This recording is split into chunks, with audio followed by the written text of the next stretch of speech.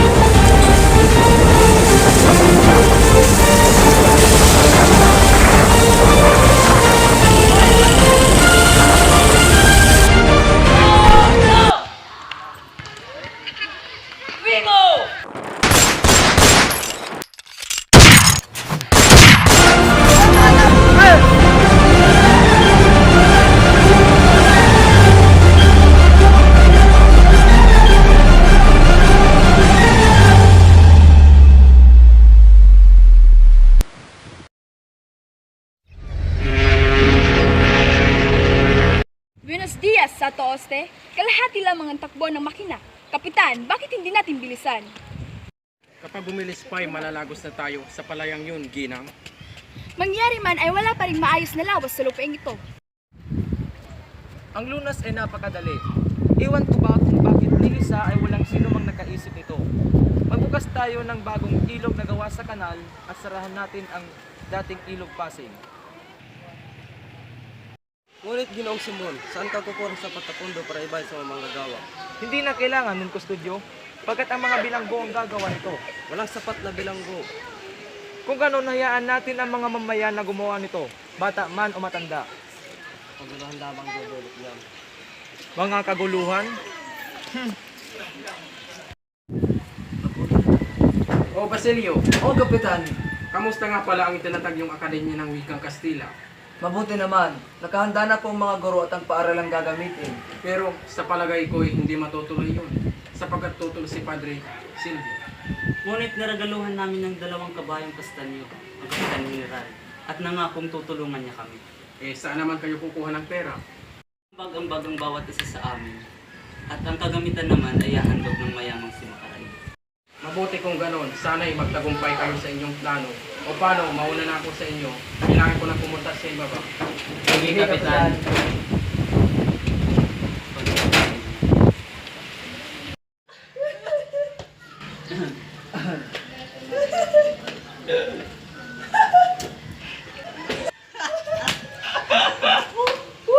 Mukha ata nagkakatuwaan kayo ah. Pwede ba akong sumali? Siyempre naman, Ginoong Simon. Bueno, samahan niyo muna ako sa pag-inom ng alak. Salamat, Ginoong Simon, ngunit hindi po kami umiinom ng alak. Hindi umiinom? Ika nga ni Padre Camora ay masama daw ang puro tubig ang iniinom. Sabihin mo kay Padre Camora na kung iinom siya ng tubig sa halip ay alak, ay mas ikabubuti pa ito ng lahat. Alam naman natin mga Pilipino na ang tawag sa amin ay tubig. At sa mga Kastila naman ay apoy. Sana alam ng lahat na ang tubig ang siyang pumapatay sa apoy. Ganun ba? Kailan naman mangyayari ang kabalaghang ito? Hindi ka babalaghan, Senyor Simon, kundi batas ng kalikasan. Bueno, ganito namin. Napagkatapang mo namang sumagot eh, Senyor Simon. Halos kinakatakutan ko. Parang namumukhaan ko ang taong iyon. Siya ang tinatawag na kayong Mangging Kardinal, ang pinakamatalik na kaibigan ng Kapitan General. Ah, ganun ba?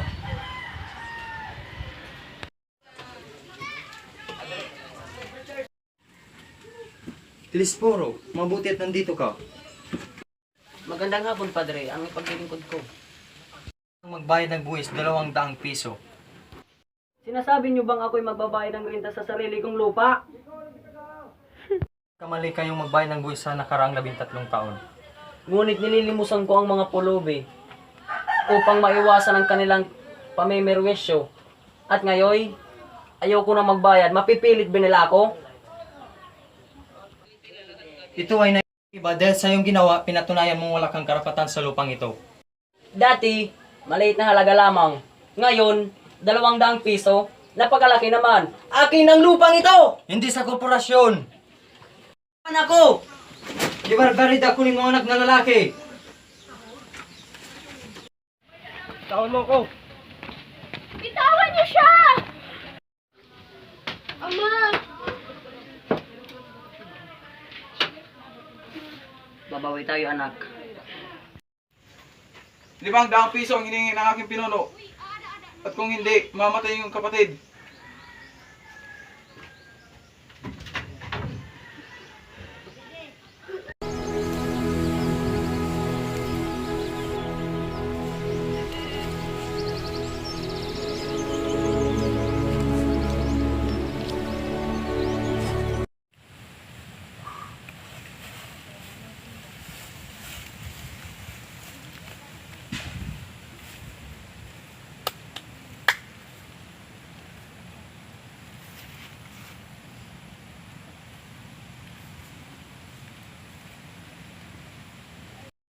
Matagal na rin ang huling punta ko rito. Naaalala ko pa rin ang mga pangyayari. Sariwa pa ang lahat sa aking isip. Parang kailanlan ang mga sakit na sinapit ko.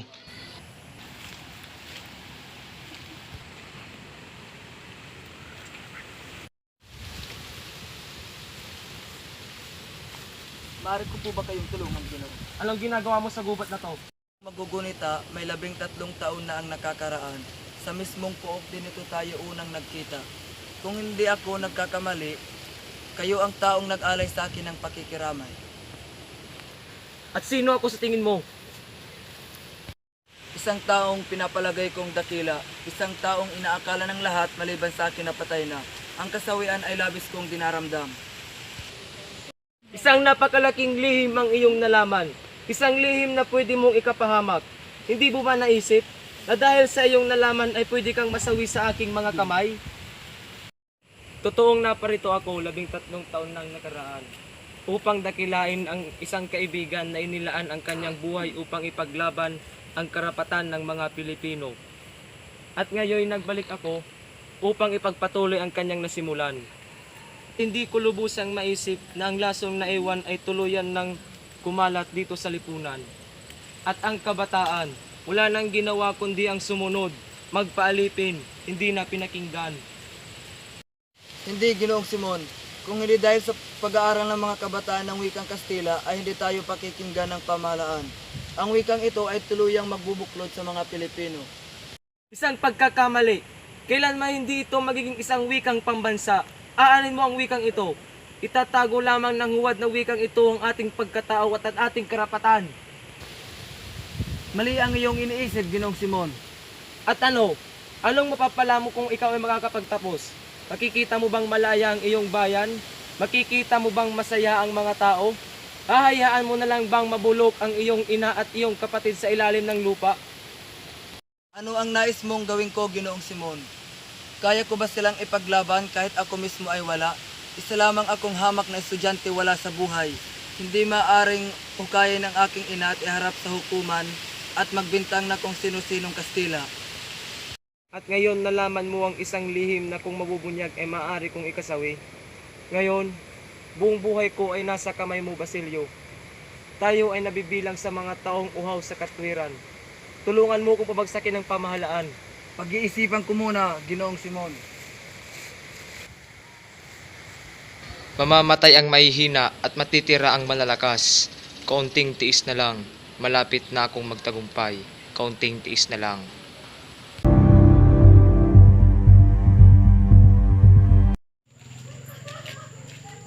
Ano, Quiroga, kamusta? Senyor Simon, mahilap na aking negosyo. Anong mahirap? Di ba tinulungan kita sa mga opisyal na nanghihingi sa'yo ng pera? Pinautang ko sila para hindi ka na nila masingil. Pero Senyor Simon, marami ang may utang sa akin na hindi ko na nasingil. At wala din silang binigay sa aking lisibo, kaya hindi nila sila masisingil. Gayoy, ilapit mo sila sa akin. Quiroga, may papasok nga pala akong ilang kahon ng baril. Itago mo ito sa kamalig. Mapanganib iyon, Senyor Simon. Huwag kang matakot. Maunawaan mo ba ako, Quiroga? Siya. Basta mahuli ng maraming tao, hindi ako sasabit ha. Uy, sige, pasok mo yan.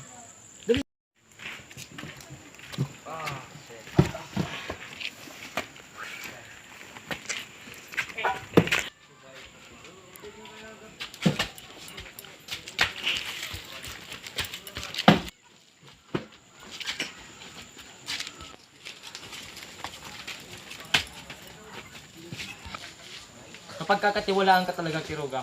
Salamat.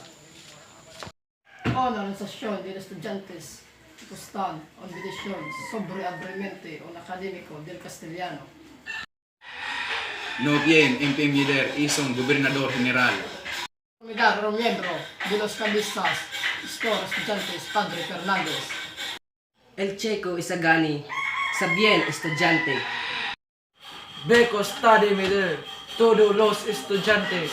Ano sa palagay mo, Simon? Alalahanin mo, General, na ang wika ay isang makapangyarihang sandata. Pobres estudiantes.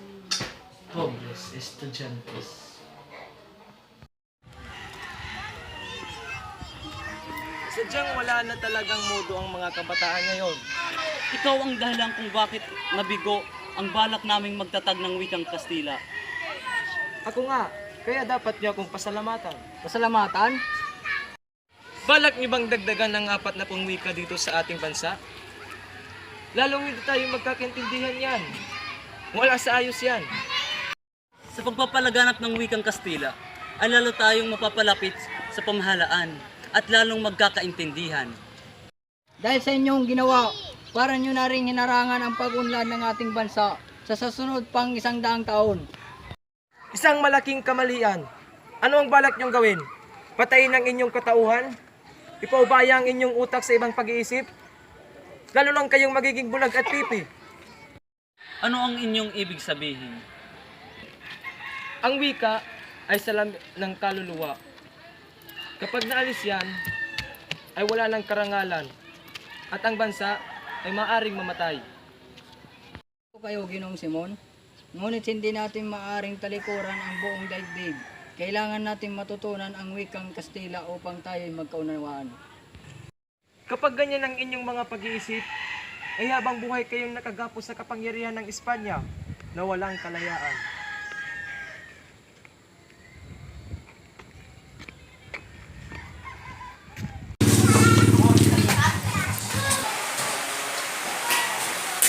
Kamusta na si Kapitan Tiago? Bahay na ng pulso. Wala na siyang ganang kumain. At tuluyan ang kumakalat ang lasang sa kanyang buong katawan. At anong pakay mo rito? Naparito ako para sa dalawang bagay. Ang kamatayan mo o ang iyong kinabukasan? Sa panig ng umaapi o sa panig ng imbayan? Pumili ka. Sa panig ng umaapi o sa panig ng inaapi? Hindi ko alam. Magpasya ka. Kailangan mo na magdesisyon. Sa loob lamang ng isang oras ay magsimula ng himagsikan. At bukas, wala nang universidad, wala nang mag-aaral, at wala na rin maghihirap. Ang paghimagsik ay pagpapatiwakal. Ngunit ang paghimagsik lamang ang tanging pag-asa. Hindi, Don Simon. Ang pag-asa ay nasa karunungan, subalit ang karunungan lamang ang walang paglipas. Ang pananalig sa karunungan at sa salitang bayan ay magkakaroon ng kahulugan. Nawalan ka ng prinsipyo at pansariling katauhan. Nakikita kong hindi ka isang tunay na Pilipino, kundi isang busabos ng Espanya. Hindi yan totoo.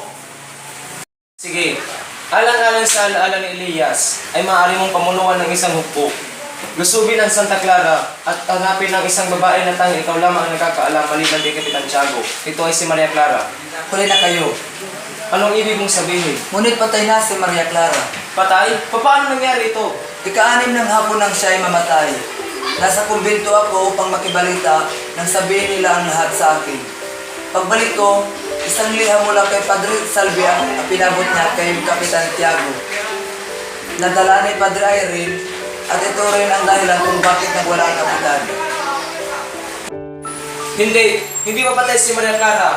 Buhay pa siya at nililigtas ko siya. Buhay pa si Maria Clara at nililigtas ko siya ngayon. Huminaon kayo, Ginoong Simon, ngunit kailangan natin tanggapin ang katotohanan. Namatay siya hindi niya alam na buhay pa ako. Namatay siya hindi niya alam na ako'y nagpaling para sa kanya.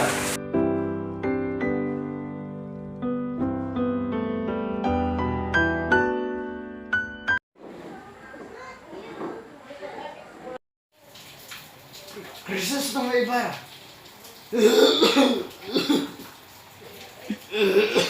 Ako nga. 13 taon akong nabuhay na malayo sa aking bayan. 13 taong naghintay, nag-alala at umasa na baka sakaling maituwid ko ang iyong mga pagkakamali. Pinipilit mong ipakasal si Maria Clara sa mga dayuhan. Ngunit wala kayong karapatan na diktahan ng kanyang buhay. Ang anak ko, patay na.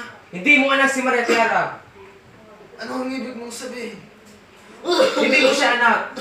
Anak siya ni Padre Damaso.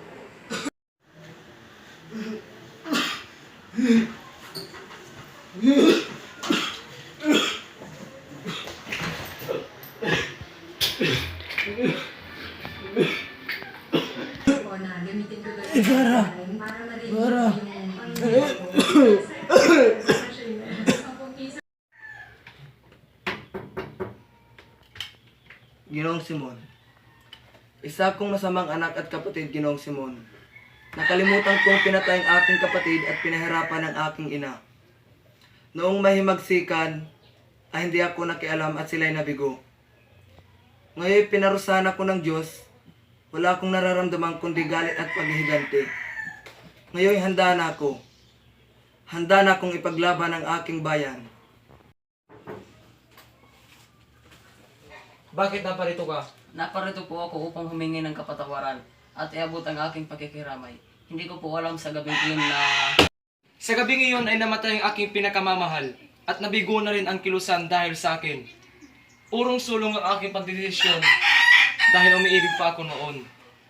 Ngunit ngayon ay patay na ang aking puso at wala na rin dahilan para ako'y umatras.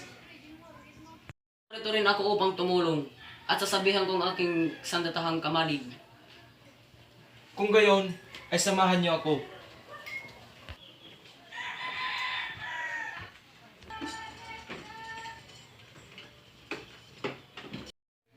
Lampara? Isang lampara? Para saan naman yan?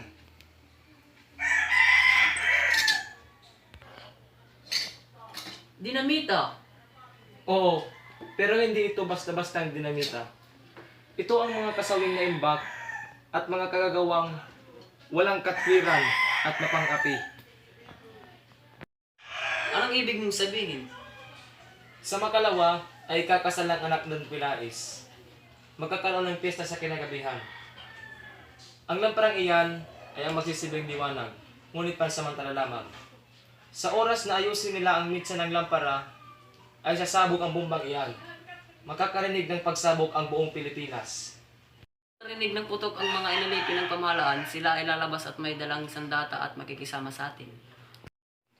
Kung ganun ay di nyo na pala ako kailangan. Iba ang iyong gagawin. Pamamunuan mong iba. Dalhin mo sila sa bahay ni Kiruga dahil doon nakaimbak ang baril at pulbura. Mamamatay ang lahat na mihina at lahat ng hindi handa. Lahat, kahit na walang mga laban? Oo, lahat. Lahat ng mga Indio, Mistiso, Inchik, at Kastilang Duwag. Magsisimulang muli. Mula sa dugong dadanak ay sisilang ang bagong bayan at ang bagong lahi na hindi magpapaapi. Mabuhay ang Pilipino! Mabuhay!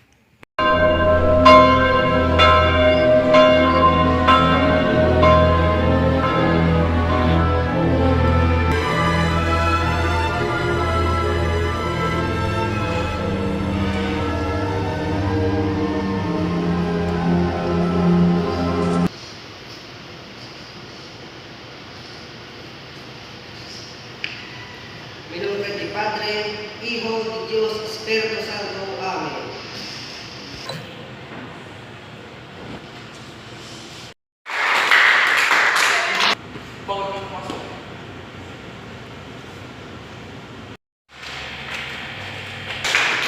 Hindi. Hindi. Mahal na mahal kita, Paulita. Paano mo nagawa sa akin to?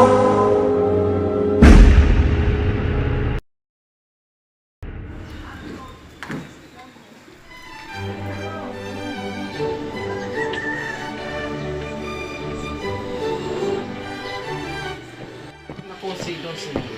Dala man niyang regalo? Opo, dala po. Kung gayoy, maganda na kayo.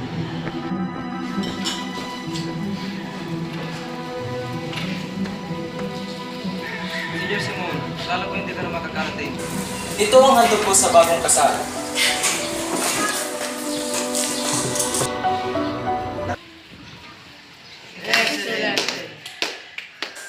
Napakagandang ilawan naman ito. Maaari na ba itong magamit?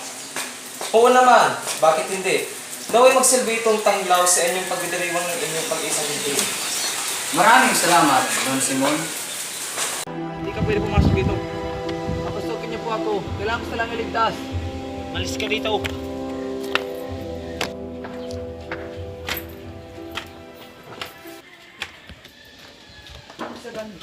Gani kaibigan, ang lamparang iyon ay naglalaman ng pulbura at kahit anong oras ay sasabog iyon. Halika na! Pagsabog? Anong pagsabog? Anong pinagsasabi mo? Kung inyong mamarapatin, ako ay aalis na, sapagkat may dadaluhan pa akong paanyaya ng aking mga kaibigan. Don Custodio, Doña Victorina, Kapitan General, mga bata, Padre, buenas noches, los dimas, adios. Sandali lang, Senyor Simon. Yung kagalintong balil, kaya mo kukunin. Mamaya lang, Kiruga, nagmamadali ako. Huwag na tayo makaksaya ng oras. Halika na! Ngunit nandun si Paulita. Kailangan ko siyang ligtas. Pagpalain ka nawa ng Panginoong may kapal. Mag-ingat ka, kaibigan.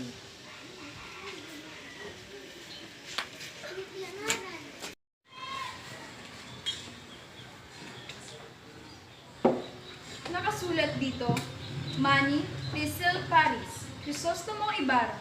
Isang biro lang iyan. Isang samang biro, isang pagbabanta mo sa taong matagal lang na mayapa. Crisostomo Ibarra? Siya ang nagsulat nito? Imposible.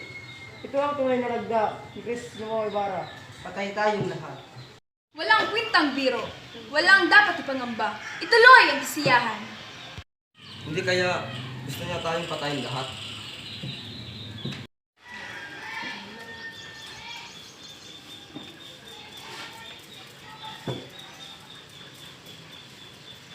Padre Florentino, pakitaas nga ang metsa ng lampara.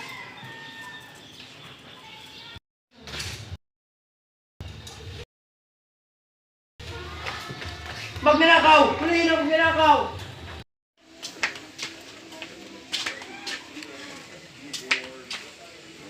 Bakit wala pang pagsabog? Naubusan na tayo ng oras. Mas mabuti na lang na sumugod na tayo. Tara! Tara, halika na.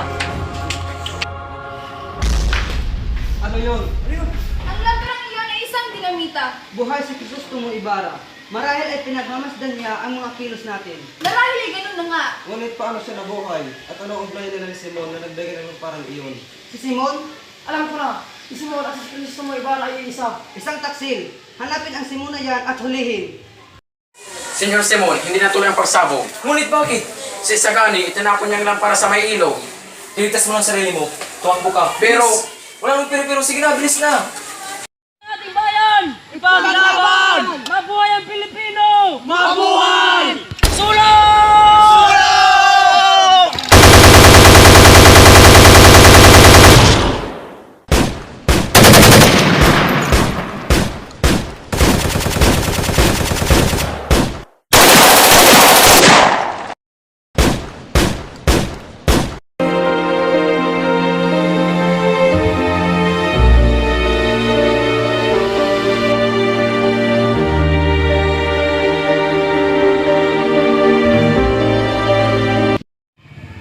Bakit ako nabigo?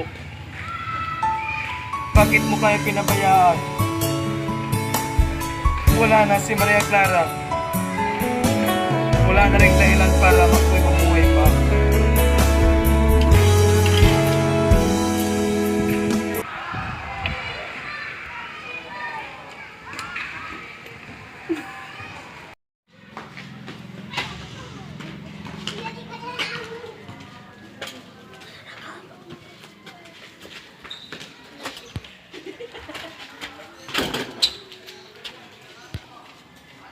Padre.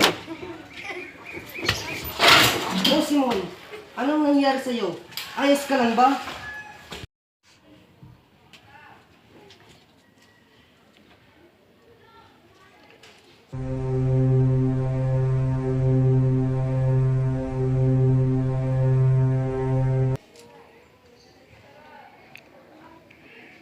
Padre Valentino.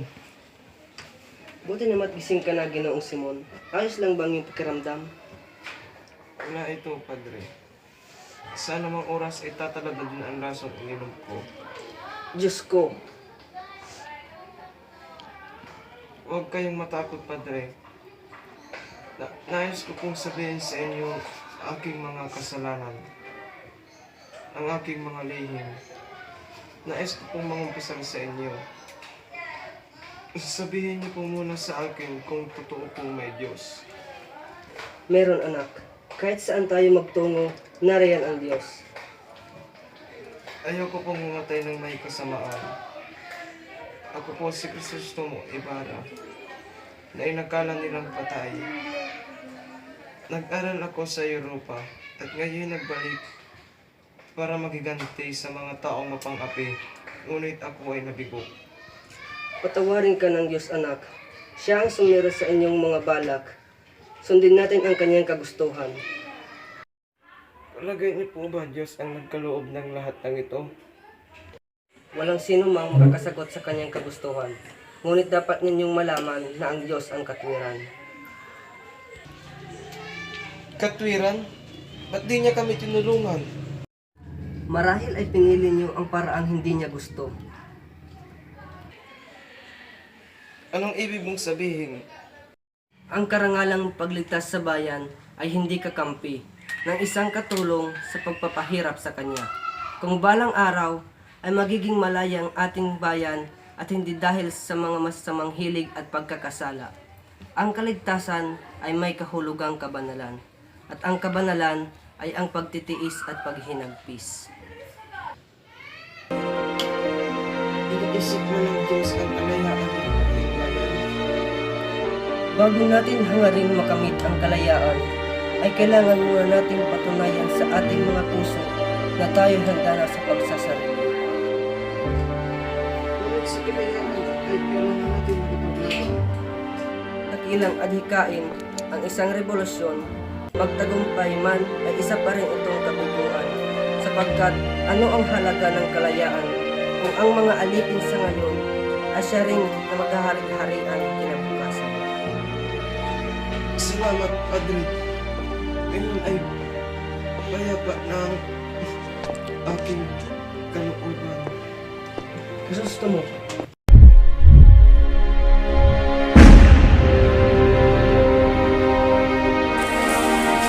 malibing ka nawa sa kailaliman ng dagat, ngunit kung kakailanganin ka ng tao para sa isang marangal na hangarin, ipahintulot ng Diyos na matuklasan ka sa sinapupunan ng alon. Pansamantala, diyan ka muna, hindi makapagbabaluktot ng katwiran, hindi mag-uudyok ng kasakiman.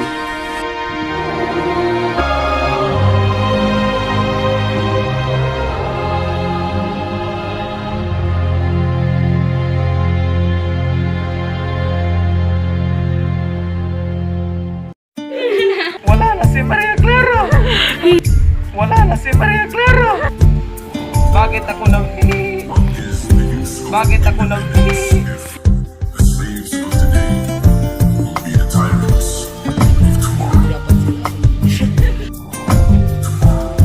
Hindi dapat sila madama. Kailangan ko silang iligtas. Lahat ay ginawa ko. Hindi ako maaari para sa bayan ko. Kung tama siya, napala ko. Pati buhay tinaya ko para sa bayan ko. Pero teka pa, kung tama siya. Gamit sa mga pahina ng libro ibinuhusang galit ng araw. Parang sangi sa'kin, anit sang dalubhasang nahasa sa hasang na kay pangit ng amoy. Nung ako'y magpasyang ituloy ang pagsulat ng talata na magsisilbing apoy sa bawat isang Pinoy nalubog sa kumuloy ng dayuhan ng mga balot sa kumot na tisoy. Kahit nasabi nila ako'y hindi pumapalag, ang aking pagsulat ay isang gawain ng duwag. Bakit kailangan magpapaya magtangal sa kalaban ay bato at ang sandata mo'y libag. Makalipas ang 100 taon at 50, ano ang aking namasdan, ano ang aking natanto? Para bang ang panahon mula noon ay huminto? Sino na bang nakadaan sa nakasaradong pinto? Ito ba ang talagang gusto kong kahinatnan? Tandaan mo ang laman ng isang kasabihan. Aanhin mo ang kalayaan ng mga tinatapakan. Kung bukas sila naman na siyang mag-ahari-harian. Lahat ay ginawa ko, lahat ay tinayak ko para sa bayan ko. Pero teka, paano kung tama siya? Napala ko, pati buhay tinayak ko para sa bayan ko. Pero teka, paano kung tama siya? At ang siyang nararapat pero teka lang. Paano kung tama siya? Atara! Ako'y isang batang tundo na anak ng mananahe at sa edad ng 14 mga braso'y natali, di man natapos sa eskwela, nagpatuloy magbasa, nakadampot ng karunungan at namulat ang mata. Ang nagaganap sa aking kapaligiran ay mali at ang tanging sagot sa malalim na sulat ay dahil silang alipin ng ginto at amoy ng salapi. Mga dayuhan na dahilan ng maraming hati. Ang sulat na bulitan, hindi mo dapat pagtakan. Kailan mo kukunin yung posisyon? Dapat pagtakan. Sandali lang, Simon. Kailan mo kukunin ang wala nang pakita sa pandi mo subukang tadyakan. Dahil ang kinakayan-kayanan lamang ay mahina. Subukan mong sumigaw kahit maputulan ng dila. Inuwi sa aming buhay, itunaw ang kandila at nagbago ng itsura ng tinakasapagdila. Ito ba ang talagang gusto kong kahinatnan? Kung iisipin ang laman ng isang kasabihan, aanhin mo ang halayaan ng mga tinatapakan. Kung bukas sila naman na sa mag-ahari-harihan. Lahat ay ginawa ko, lahat ay tinayak ko para sa bayan ko. Teka pa, kung tama siya. Ang napala ko, pati buhay tinayak ko para sa bayan ko. Teka pa, kung tama siya. Tama at ang siyang nararapat pero teka lang. Paano kung tama siya? Makawan ang namang siyang nararapat pero teka lang. Paano kung tama siya? Sa tingin ko'y tama at ang siyang nararapat pero teka lang. Sa kanila'y huwag kang maawa, yan lang ang siyang nararapat pero teka lang. Paano kung tama siya? It might seem crazy what I'm about to say. Sunshine, she's here, you can take a break. I'm a hot air balloon that could go to space. With the air, like I don't care, baby, by the way.